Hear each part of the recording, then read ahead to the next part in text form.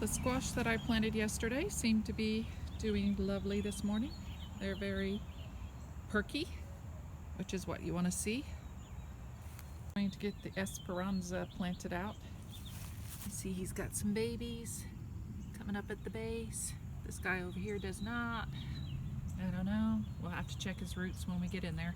Tarp where I dump him out, some Epsom salt water, shovel and gloves, and about to get my footstool. So there is some debate about what time of the day you should plant.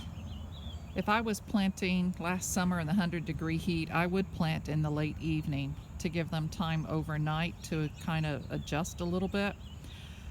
But it's only getting up to 80 today. It's like 70 out here right now. I'm planting in the mornings simply because there are fewer mosquitoes in the morning, and I'm just an early morning person. You might laugh at me. I got all the way out here with this stuff and realized that I forgot the plant. Hey, but I found some society garlic in the hole over here. The remnants of some other bush that I planted here before that didn't make it. And I found a bunch of bulbs. I'm not sure what they are. I planted a lot of bulbs last year that didn't come up, so I'm not sure what these are. I'm just going to relocate them.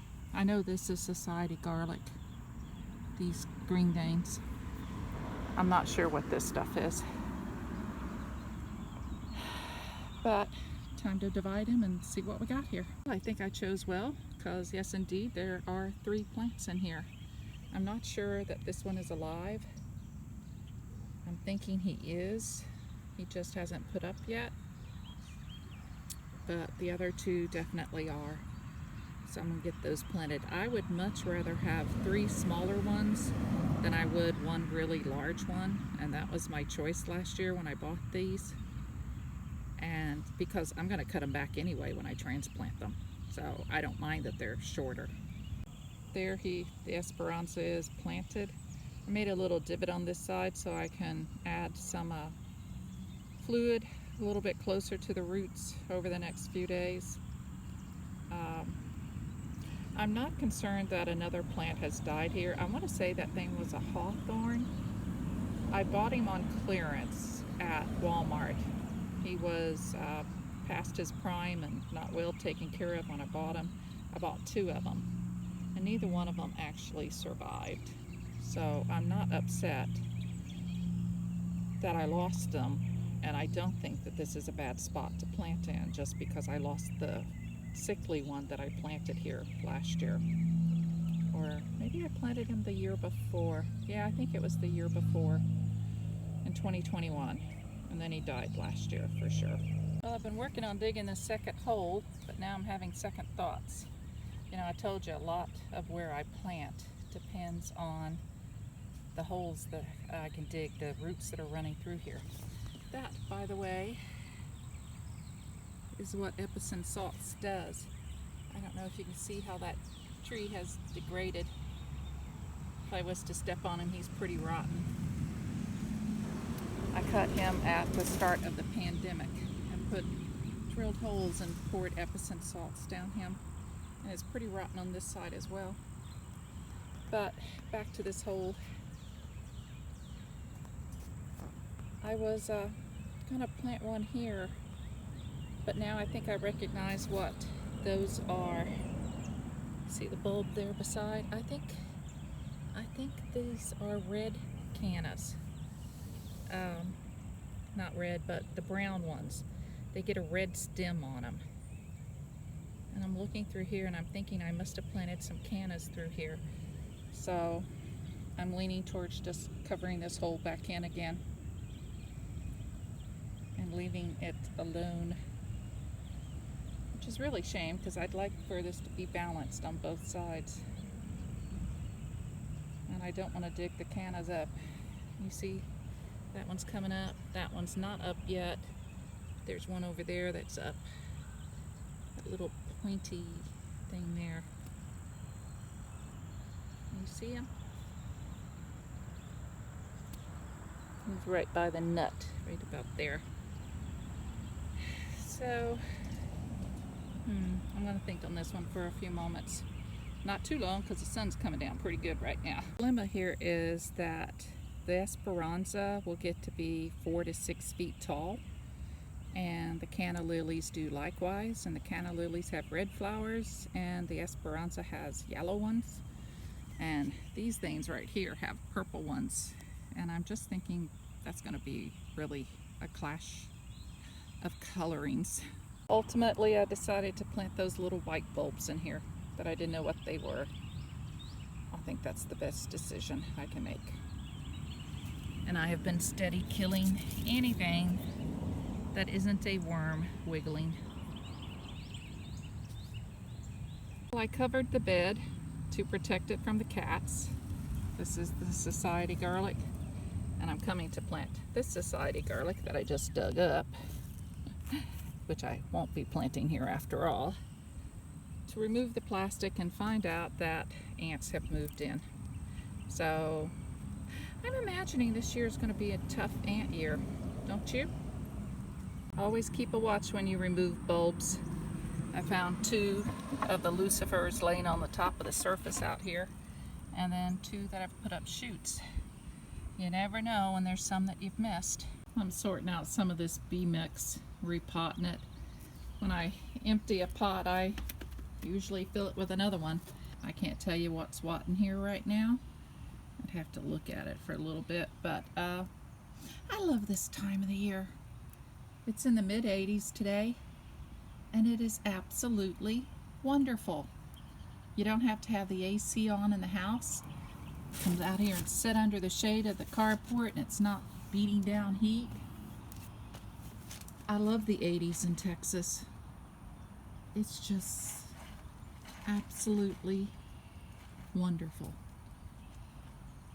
Wonderful. Makes me so happy. I'm just killing time while I wait to go get my hair cut today. Taking it all off. I haven't had a short haircut in 15 years. And I found one I like, and I'm going to go give it a try.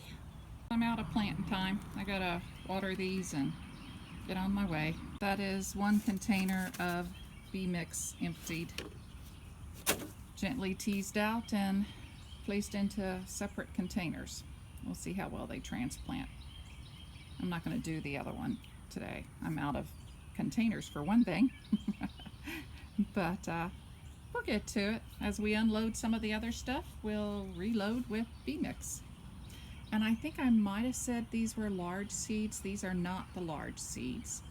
These were the small seeds that you really couldn't separate. There were so many of them. Anyway, I'm off to get my hair cut. I didn't notice these earlier this year when I came here, but they have color bags. Like this one is mostly for shade. This pink garden is. That's cool. Very cool.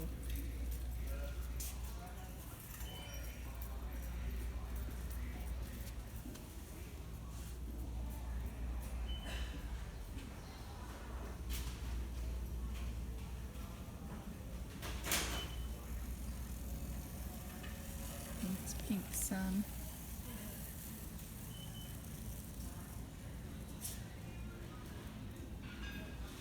And that would be your red shade in sun there. Treated myself to lunch and some pink flowers for the shade part of my garden. My bad, but it makes me happy, and if something that only costs 15 bucks makes you smile, by golly, go buy it. My mother's favorite color was pink. Her bedroom was pink. Right down to her, I think it was called Chantilly lace or Chantilly powder. Came in a little pink container with a pink powder puff. It's funny the things you remember. But when I see this, I do think of my mother. And even though I've spent $50 when you include the Arbor Day plants, trees, it's okay, big deal. It's a gift for myself if it makes you smile. I'm going to put the begonias in the pot for the front porch. I'm going to throw a couple of caladiums in there. I do love a caladium. And this Chocolate Kiss Astable, or Astilbe, I have no idea how you say that. Never seen it before. Something new. It's going to go out there in the bed with the rest of the caladiums. But the 3 begonias, I think it has 3. Yeah, 3 begonias are going to go on the front porch so that I can monitor their water intake. And I'm going to put some of the caladiums there, because those are the 2 things I really want to make sure that I take care of. This Astilbe, this Chocolate Kiss, I'll call it Chocolate Kiss, he gets to be 18 to 24 inches tall. That's really too tall for my front porch. I don't want something that tall on it, so I'm not putting him there. Just the begonias and a couple of caladiums in the pot. And the rest of the caladiums and this Chocolate Kisses, the 2 of those can go out in the garden. I have been soaking the bulbs now for about an hour and a half, and I feel comfortable that they're ready to go into the soil now. The soil that they are packed in was rather dry, and I just felt like they needed some soaking, so I did. The pot is done, and it has 2 begonias and 3 caladiums in it. And 1 begonia went out there, and those astables, or whatever they're called, along with the rest of the caladiums, the other 7 caladiums. And even though that is sunny right now, it is not sunny in the summertime when all the trees have their leaves. Since I soaked the bulbs, I don't feel the need to water them in. And when I was digging over there, the soil is still pretty wet from the rains that we've had recently, so I don't feel the need to wet that down either.